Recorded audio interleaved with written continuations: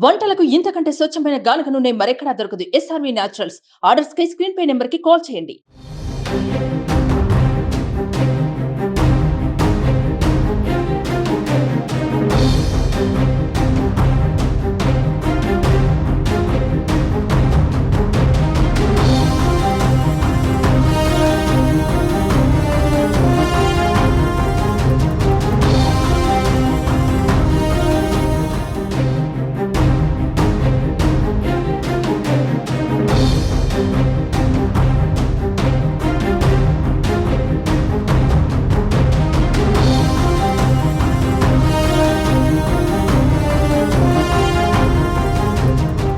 జనసేనాని Pawan Kalyan personal security Venkat ఇంటిపై కొందరు దాడికి పాల్పడ్డారు. ఇంటిపైన రాళ్లు, రాడ్లు, కత్తులతో దాడి చేసి సీసీ కెమెరాలను ధ్వంసం చేశారు. పాత కక్షలతోనే రాజు అనే వ్యక్తి వెంకట్ ఇంటి ముందున్న బైక్ కు నిప్పు పెట్టి ఇంటిపై రాళ్లతో దాడి చేసినట్లు సమాచారం.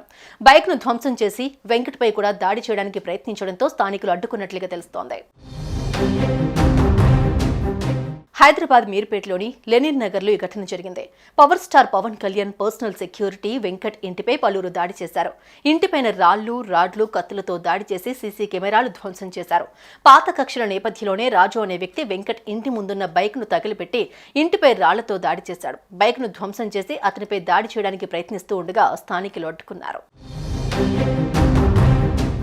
వెంకట్ తన భార్య సరితతో కలిసి 5 సంవత్సరాలుగా 2 పిల్లలతో కలిసి లెనిన్ నగర్లో నివసిస్తున్నాడు.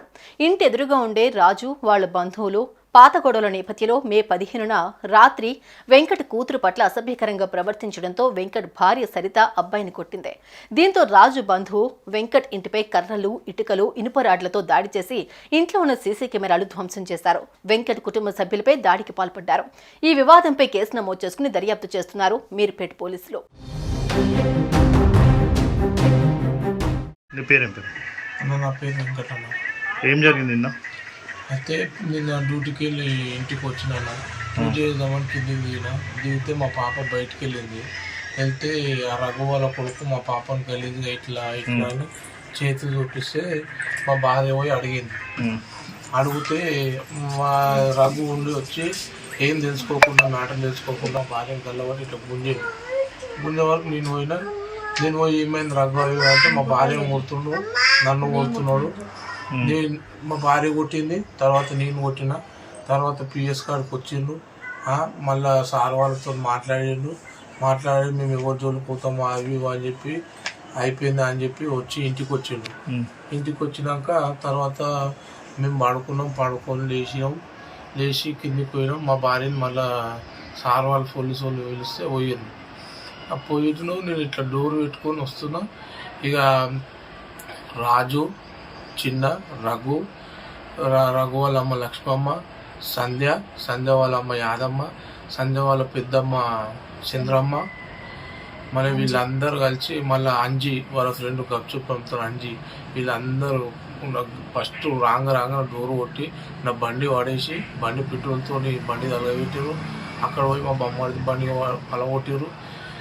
నా ఇంటి అద్దాలు, డోర్లు, గీళ్ళు అన్నీ వలగొట్టారు.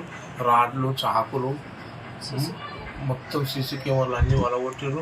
మళ్ళీ అవతల బిల్డింగ్ మీకు ఎక్కి ఈతల బిల్డింగ్ మీకు వచ్చి ఇవన్నీ అద్దాలు వలగొట్టి చాకు తీసుకొని వచ్చి నన్ను నంపండి. నేను నాతో పాటు నా కూతురు ఇద్దరమే ఉన్నాం.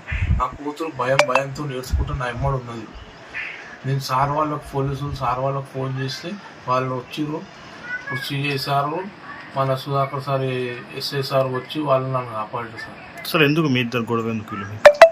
వాళ్ళు మొన్న ఇట్లా ఏమైనా పాత కక్షలు ఉన్నాయా మీకు ఏమన్నా? పాత కక్షలు అంటే వాళ్ళు అప్పుడు మా భార్య వాళ్ళ అక్కకు ఆ రఘు అంటే ఆయన ఇద్దరు లవ్ చేసుకొని ఒక కొడుకును అన్నారు. ఆ కొడుకుకు ఏదో పెద్ద మనుషులు కలిసి ఆ పూర్వం జీవితం ఆగం చేసేసారు. ఆ పూర్వుడు మా వాళ్ళు వాళ్ళ దాన్ని పోలేరు. ఏదో 30,000 ఇచ్చి ఏదో చేసిర్రు. ఆ పూర్వుడు ఈడ చదువుకున్నా ఆడొచ్చి తీపిచ్చేస్తారు. ఆ పూర్వుడు ఇక్కడ వచ్చినా వాళ్ళ పూర్వుని కొట్టనికపోతారు. ఆ పూర్వుని వాళ్ళ కళ్ళ ముంగ కనబడితే పాపం ఆ పూర్వుని ఇచ్చి 4 రోజులు హాస్టల్ చేస్తే ఆ 4 రోజులు హాస్టల్లో పోయి వాళ్ళు మంచోడు కాదు తీసేయని పుల్లబెట్టారు.